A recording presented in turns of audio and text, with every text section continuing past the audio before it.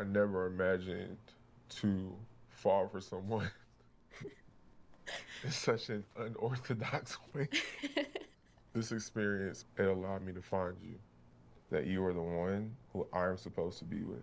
Could Kenneth and Britney be more cuter? I like how mature they are, even though they're the youngest couple in the experiment. The fact that they speak about, their couple, the fact that they spoke about their values, their beliefs, their ethnicity, and oh my god, I digress. Hey there, thanks for stopping by. It's your girl Valerie. Welcome to my channel. If you're new here, don't forget to subscribe.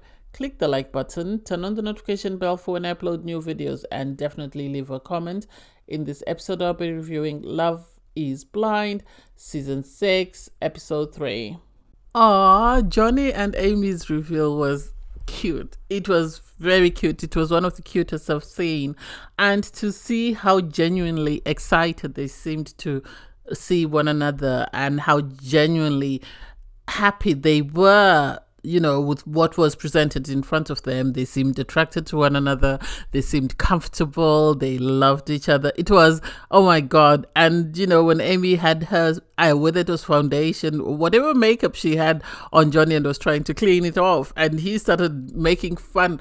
He didn't want her to seem uncomfortable. So he joked about it. And she said, I wanted to look good for you. And so I liked that about them. They're so sweet. They don't seem bothered by anybody else's drama. I think they're going to be the it couple that the producers are going to, promote, because we weren't really shown any love triangles or anything that was sort of toxic or drama filled with them. So I have a feeling that they're going to be the producer's favorite, and they were cute to watch.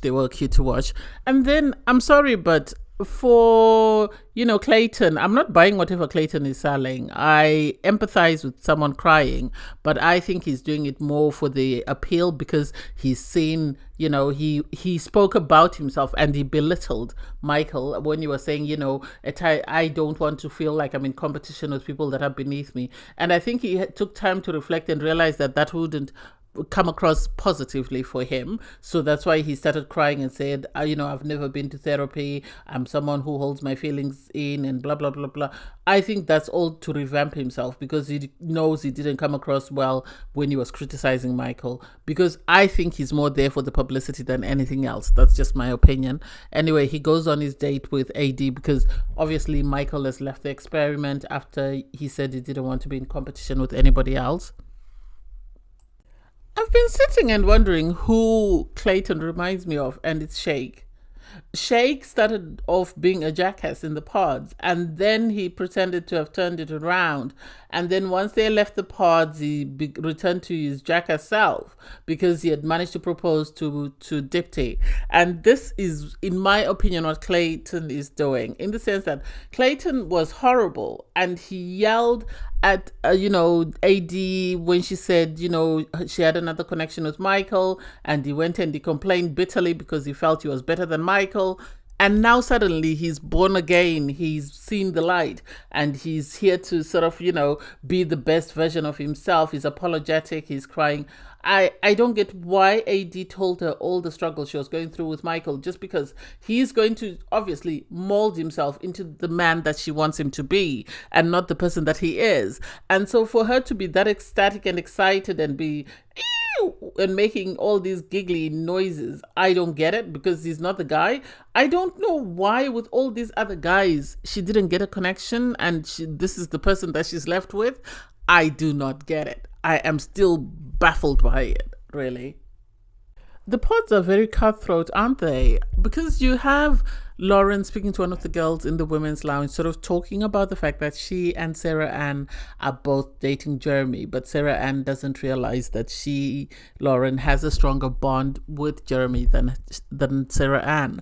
And so seeing their dates, for me, sort of relays that, in the sense that on his date with Laura, Jeremy sort of speaks about, his plans for the future, having a family with Lauren, having, traditions that they start. And for me, it's like, I don't think Lauren is it. Also, Sarah Ann, I have questions because Lauren comes across very competitive. It's now like a spectator sport with Love is Blind, in the sense that I think when people get down to their final numbers, like below 4, they start being competitive and they start sort of being territorial, in the sense that I think people end up saying stuff that is not true just to impress the person so that they are the one that's chosen. And I don't get why. I feel like a red flag should have been when Lauren said, I don't understand why people sort of deem Christmas and Easter a family holiday. My family is sort of, it's just mandatory. It's something that we do just for the sake of doing because everybody else around us is doing it. For her to change her mind and suddenly be on board with the plans that Jeremy is making, I think she's just saying that just so he can pick her. That's just my opinion. I don't think she's saying it because it's genuine, and that's why I don't get it.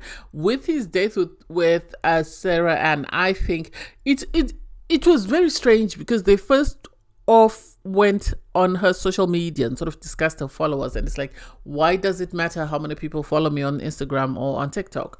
I don't get that. And for her, I think it was bragging rights, and it's like, that's nothing to sort of brag about. The fact that you have 30,000 TikTok followers, it could be for anything. Obviously he asked about OnlyFans. And I think all this came about because she spoke about wanting to take pictures and he wanted to see how vain, in my opinion, it comes across as trying to check to see how vain she is, more or less, in the sense that if she's got a lot of followers, then that must be all she does, just take pictures, because she said she wants a husband who will take pictures of her. Their discussion about, their politics. It's concerning. It is concerning. I think especially in American politics, where people are very divided and it's either you're left or you're right. And so for her opinion on abortion, I always feel that people should only decide what happens with their own uterus and nobody else's. What everybody else does with their uterus is their business, because it has nothing to do with you. It doesn't affect you in any way. That's just my opinion. I don't mean to instill that here, but I'm happy that Jeremy said, his opinion is, he more or less agreed with it, that, it's up to the woman to decide what to do at the end of the day, whether she wants to keep the baby or not. And, at the end of the day, I feel if you're involved in conceiving a child, then you should be involved in taking care of the child. And that's what sort of Sarah Ann was saying, but also she had guidelines on who should get an abortion, and it's like, that's not your business who should and who shouldn't. That has nothing to do with you. As long as the money is not coming out of your pocket, I could care less. What people do with their bodies.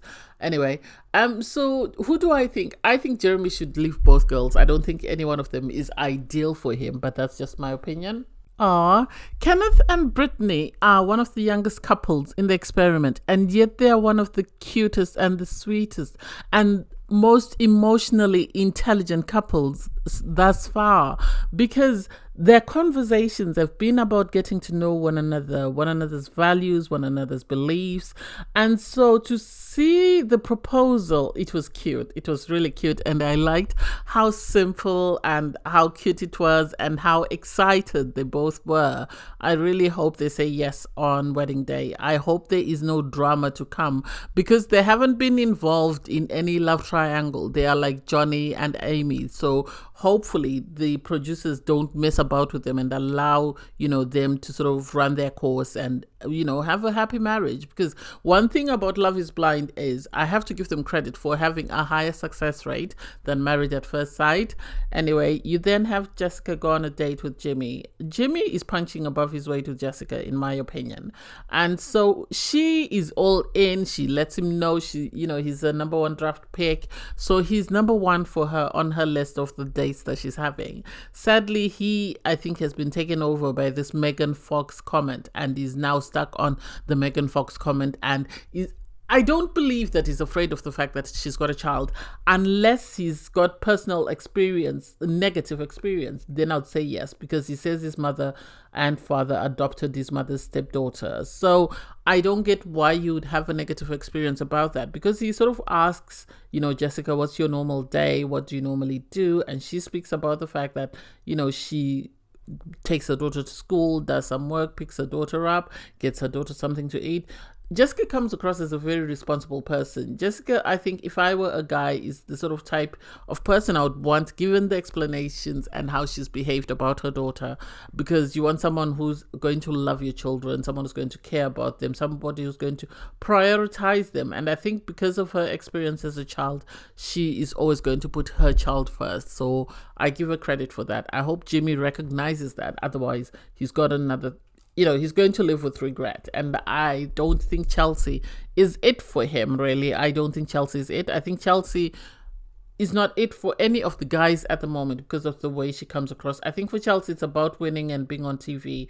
I like the fact that when they spoke about social media, I was a bit worried that why are they asking about social media?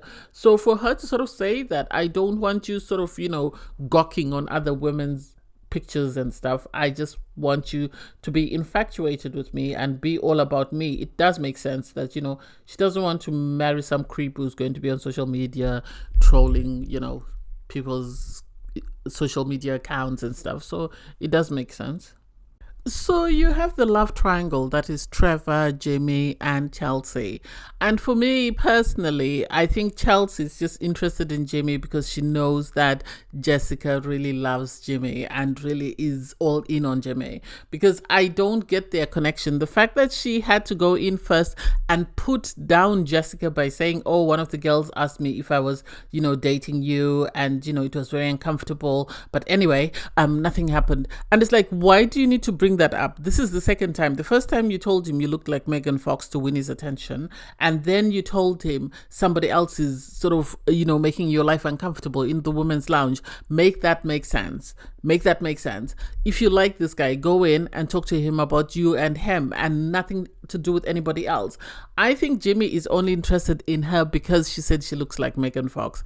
Yes, there is this attraction. I don't get it. I really don't get what he finds interesting about her, and I really don't get what he finds attractive about her, because apart from the fact that she described herself as Megan Fox, because there's no emotional anything that's of value or substance that would make me think that she really likes him. She's telling him what she feels he needs to hear in order to choose her. She wants to be chosen by him over Jessica, in my opinion. I think it's more a pride thing than anything else, because on her date with Trevor is telling her that he's all in, she's it for him, he doesn't want to date anybody else bar her, and yet she still is interested in pursuing things with other people. And for me, it makes it obvious. And for her to go into the women's lounge and start talking about, Trevor was saying he's all in on me, I'm his it, and yet I don't know what to do, I want to choose between him and Jimmy. And it's like, somebody else is interested in Jimmy, and you're just saying all this just because you want to be center of attention. That's the impression that I get. I think she's more compatible with Trevor than she is with Jimmy, but I think she likes the idea that she's trying to win Jimmy over somebody else. That's the impression that I get. I don't think she's all in on him as a relationship. I've seen an interview she's done with him. I don't know whether they're still together with Jimmy, but for me, it's not it. It's not it for both of them. It's not it for Jimmy, and it's not it for Chelsea as a person, because I don't see their compatibility, apart from the fact that they're telling each other what they feel the other person wants to hear. But anyway, I digress. Thanks guys for watching. Please don't forget to like, share, comment, and subscribe, and click the link in my video to watch my review from episode 2. Bye guys.